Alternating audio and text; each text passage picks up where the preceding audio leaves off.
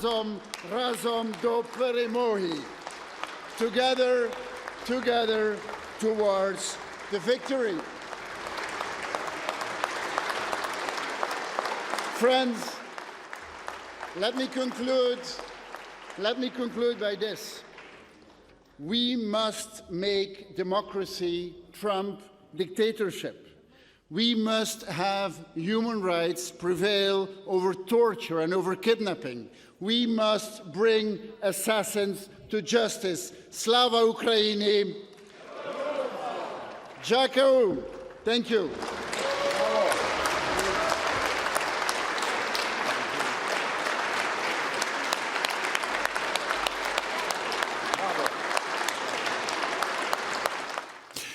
Premier De Croo gisteren toegejuicht in het Oekraïense parlement. Exact 2 jaar en 1 dag duurt de oorlog in en om Oekraïne nu al. En het lijkt meer en meer op een padstelling. Gisteren vielen er strijdbare woorden bij de herdenking van die 2 jaar, zowel in Kiev als in Moskou. Ja, en daarom 2 gasten hier bij ons op de sofa. Irina Zbrojek, u bent hier al eens vaker te gast geweest. Hij woont al 20 jaar in ons land en werkt voor het agentschap Inburgering en Integratie. Vooral dan de inburgering van Oekraïense vluchtelingen op dit moment in West-Vlaanderen. And then just arrived there in Brussels here, Irina Mudra, Vice Minister of Justice in the Ukraine. We'll have the conversation, of course, in English. I think Dutch is still a bit more difficult for you at the moment, and our Ukrainian is really shitty. We'll talk about the mission you have here in Brussels, but to get started, there was yesterday this commemoration by the President Zelensky. And he also sounded very combative. We will stay an independent country. We will overcome this. Is that also your sentiment? Are you so sure? Because it has been a long, hard war and it ain't over yet. Good day, and thank you very much for inviting me. We are really here. It was the governmental mission, and we have a few official meetings in the European Commission discussing the Ukrainian route to EU and other important issues. And I was very pleased when I was asked to join today the program. 24th of February 2024 was marked as a second year of full-fledged invasion and a start of 11th year of a war of aggression against Ukraine. Of course, during these 2 years, there were victories and defeats. Russia tried not only to seize our territory, to conquest part of our territory, but they also tried to destroy all lives on them through indiscriminate bomb shelling, missile shelling to civil infrastructure and civilians.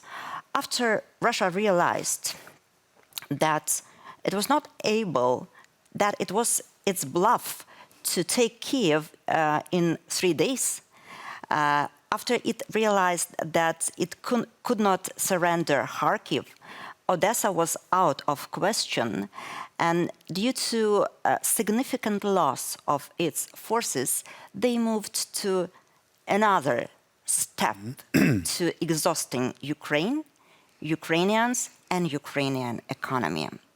And almost every day they are trying to intimidate people, to frighten them. They deprived our people, myself, my son, my family, our people of a normal sleep because they start bombing right after midnight and it continues several hours when the people have to be in bomb shelter and then they restart early in the morning. But as I hear you well, you're saying that's their strategy, but it won't work. We will be able to withstand them. The stronger they do this, the stronger our people become. Is that a fact, Irina Zbrojek? I heard you say on national radio this week, after these 2 years, when I have contacts in Ukraine with my family, with my friends, they sometimes seem demoralized. You use the term like living dead. Yeah, this is exactly what I said and what my closest friend in Odessa says. We function often on automatic pilot, like zombies. But what I also said is I do not hear the next sentence being, let it finish. Whichever way, let it just all stop. We don't care, Russian. This, no. And the sentence that comes, and of course there is huge fatigue at the front with the soldiers, but you just do not hear it. Let them come and whatever. We are too You were tired. at the commemoration yesterday evening in Antwerp. How was it there? How was the sentiment? Exactly like the Vice Minister says, it was really emotional. It was very hard at moments and a lot of tears have been shed. But the main feeling was, we will not give in. We will not give up. We have no right to give up. And speaking about we as us Ukrainians here, Ukrainian diaspora and Ukrainians who had to flee to Belgium, You we referred won't give in. to the phrase, we live like living dead. I was wondering also, how is your life at the moment? Because you also have this important position. You only entered the government when the war was already going on. Are you like a walking target? Is it possible for you and your son to have a life in any way? You can look at myself. Of course, do I have a reason to get tired, to get fatigued, to get exhausted? Yes, I do. There are reasons. But do I have a moral right? Do I have a desire to get tired? No. That's why I continue to struggle, and that is my mission at the official work. I left right after the war started, I left the country, but I returned because I had in my hands a 4-year-old son. My husband remained in Kiev. I left the country, but I returned. With your son? With my son. You became a minister after the start of the war. After the start of the war. I returned back in order to continue fights. We will never give up. That's an interesting remark, because President Zelensky recently called upon the refugees in Europe to come back home because the country needs you at the front line for the economy. What is your message to the refugees here in Europe? Of course, we do need badly people for recovery, for reconstruction. But unfortunately, we are not able at this point of time to secure their staying in Ukraine. Almost every place in Ukraine are under attacks, apart of some very distant places in Transcarpathia. Of course, we are caring about our people. We are not Russians who does not give a care of their people, and they use them as cotton fodder. So we want to ensure that their staying will be safe. They will have jobs. They will have places for living. It's our job, the job of the government, to have this assurance. Do you feel the sentiment with Ukrainian refugees staying here, that they kind of feel guilty that they did not go back? You know, it's extremely hard, impossible to say it. This is the way it is. This is the way people feel. And myself, being Ukrainian, right, I live more than 20 years abroad, but still my family is here. Many, but really many people, their only desire and dream is to go back. Most want to go back? And I think, you know, that a lot of people who say now, I'm sure staying here, that they also, it will still come, that this, you know, the bash will still come of realization what is left behind. But for many people, there is nowhere to go back to, just like the minister says. For many people, like I know one of so many families, a family from Mariupol in Kortrijk, for them, Mariupol is a cemetery. They remember they saw people being killed, they saw their house being ruined. They say emotionally, at the moment I can't think of it to go back. But most people still dream of it.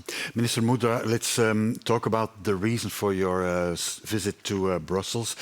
And that is, one of the things is the quest for money for the reconstruction of Ukraine. And there Belgium comes into the picture.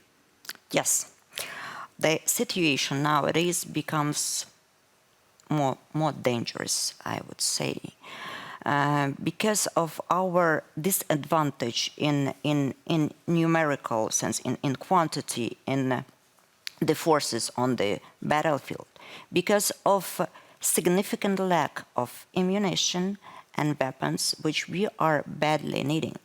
And we are requesting Western states to provide us with ammunition. We badly need money to buy ammunition, to buy weapons, to continue support economy, to reconstruct our lives, to support nationals who stay in Ukraine.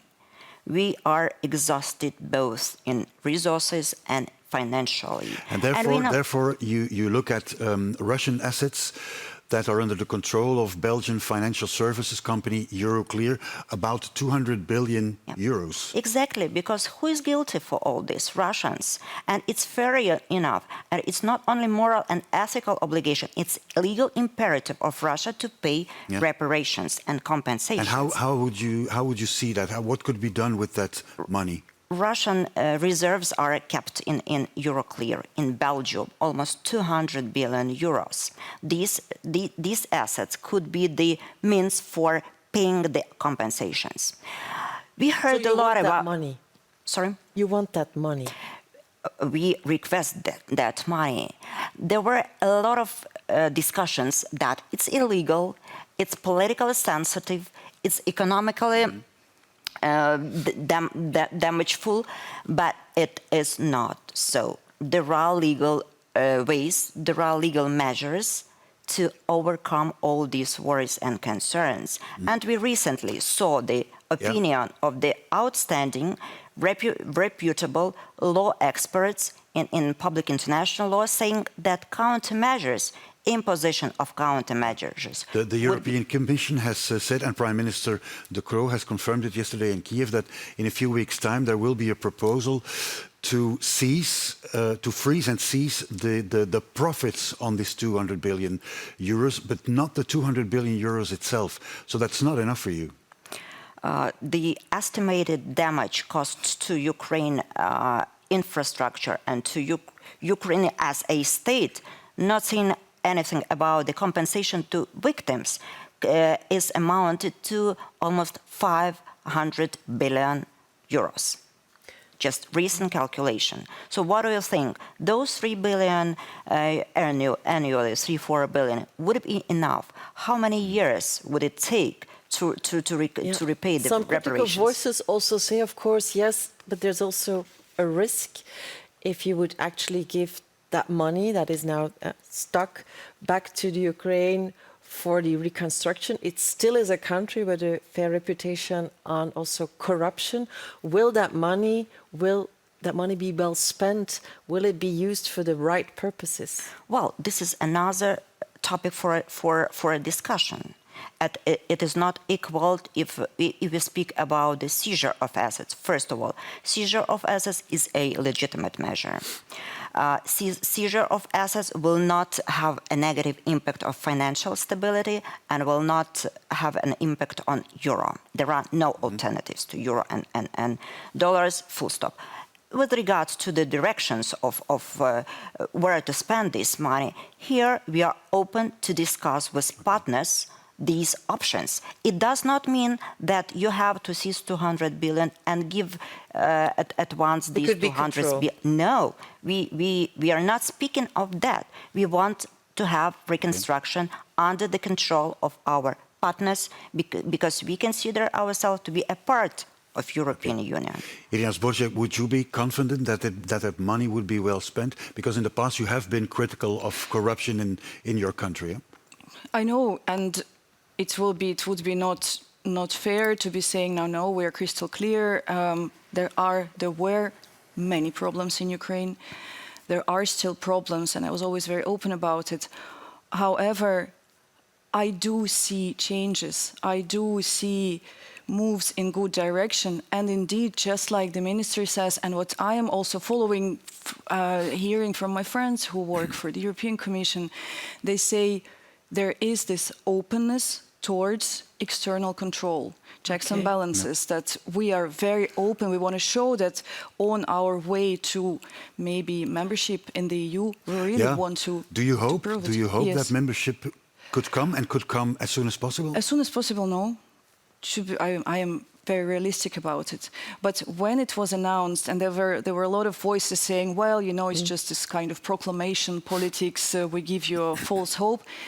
I do not feel it this way, being Ukrainian. I feel that this is a concrete target in the future, and there are concrete steps that Ukraine has to take, but with a concrete target, not something, well, and then maybe ever if How do you would see join that? us. Because yesterday, Commission President von der Leyen in Ukraine, in Kiev, said or promised that the EU would stand by Ukraine as long as it takes. On the other hand, the Commission made it clear this year that membership of the EU could take longer than set until now. Well, we see that accession negotiations started, I would say, in quite a short period of time, because we showed our commitment to reforms, to anti-corruption reforms. I would not lie if I say that we have no, I would lie if I say we have no corruption. No, because it was also a targeted policy from Russians to cultivate the corruption in the country, to make corrosive investments into the country. You could have seen how many Russian businesses were, how many Russians were at the positions, state positions. So it was a policy of Russia to have to enshrine this corruption. But we are, and it's very clear from my president, it is the tone from the top: zero tolerance to corruption. There's something else I wanted to ask to you. There was this, a couple of weeks ago, we had someone here that suggested, Ukrainian activist, still in the country, that maybe the social support that Ukrainian refugees receive here in Belgium, that money actually should go to Ukraine itself, to the people in the Ukraine itself, and not to the people being here, because here they have options, they can find jobs, etc., etc. How do you look at it from your point of view? It's very difficult. It's difficult to say, because I am also in touch and personally with refugees, and via my work with the Flemish support team. Belgium has done really great job in supporting people, Ukrainians who came here. This is a fact. We may say that Belgium is doing way too little with weapons, but on this side, and this I can judge also professionally, very much is done, is still being done. To say that all these money should be seized, well, you know, I'm just as a common citizen thinking, how would you do it? How would you collect all the money and send it to Ukraine? But then, is it fair? You have to specify each situation, that a person who lost everything, who has maybe a lot of traumas, will now immediately have to send money. But I do understand, just 1 second, I do understand the impulse on the Ukrainian side. We need people back. Minister Mudra, we have to stop. Time is out. I have one more question, and in fact, it's a yes or no answer. Peace with Putin, is that possible? Yes or no? Peace with war criminal wanted by international criminal court is not possible. It's not possible. That's a clear answer. Thank you very much, both of you. Thank you. Thank you.